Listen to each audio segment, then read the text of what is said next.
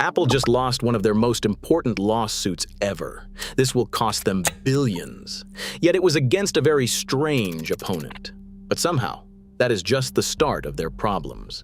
Apple is struggling. Since December, their stock is down about 20%, which is almost $1 trillion in market capitalization. They are currently the weakest performer of the Magnificent Seven. What happened?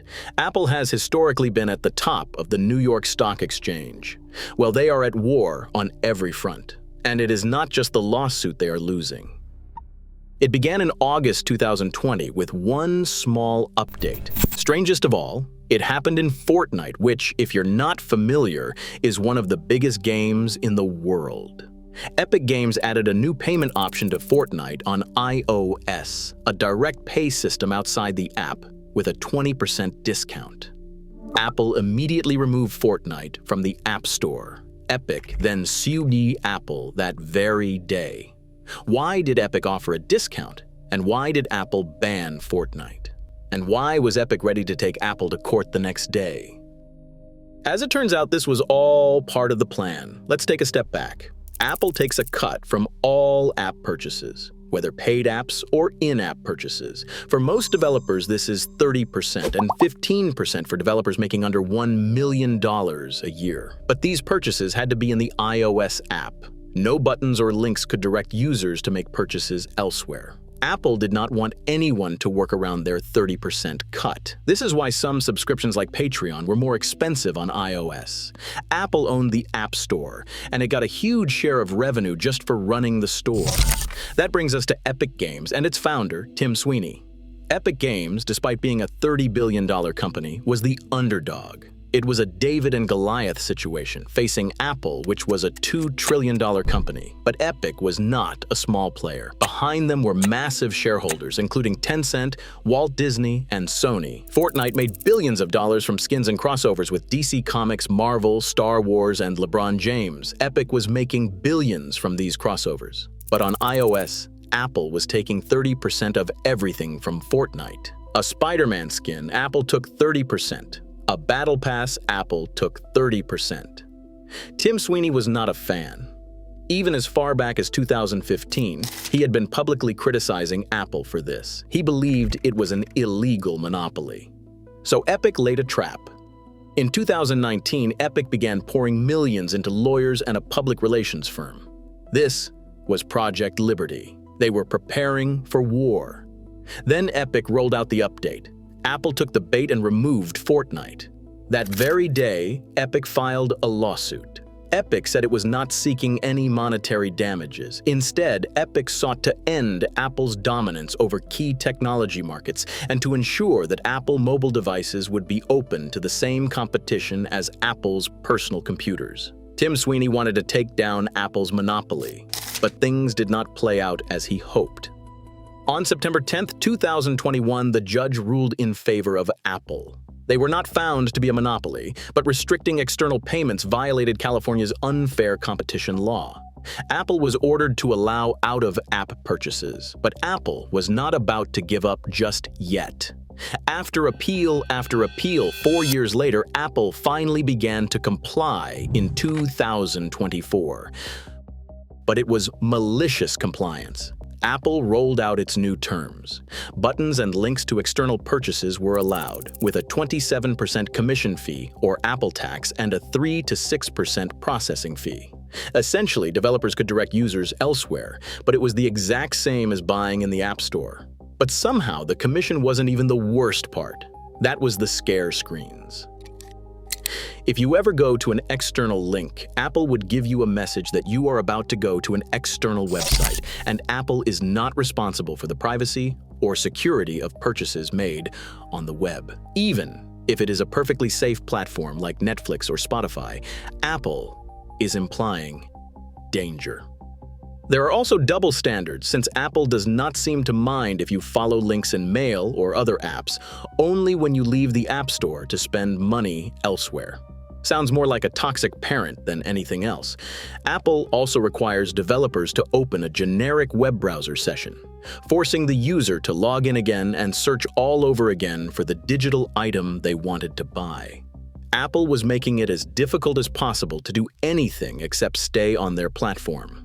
In response, Apple said it undertook extensive efforts to comply while preserving the fundamental features of Apple's business model and safeguarding consumers. Hardly sounds like fair competition. And the courts agreed. District Judge Yvonne Gonzalez-Rogers did not hold back. First, the court found that Apple's 30% commission was anti-competitive.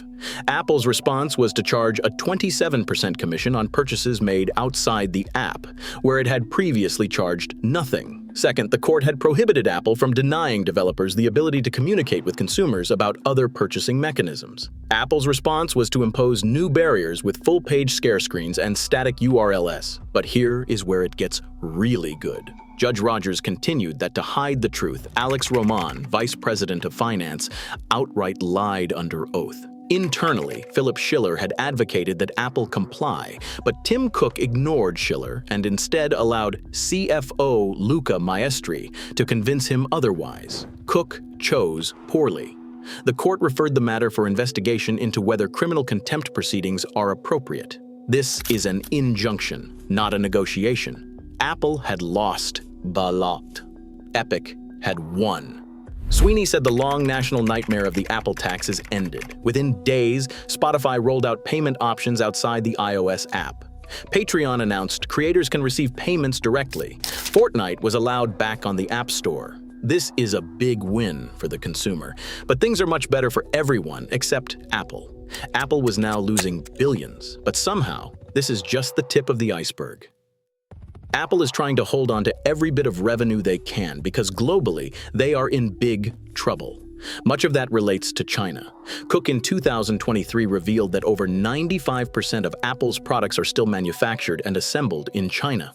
Apple is not just reliant on China, they are entirely dependent on them.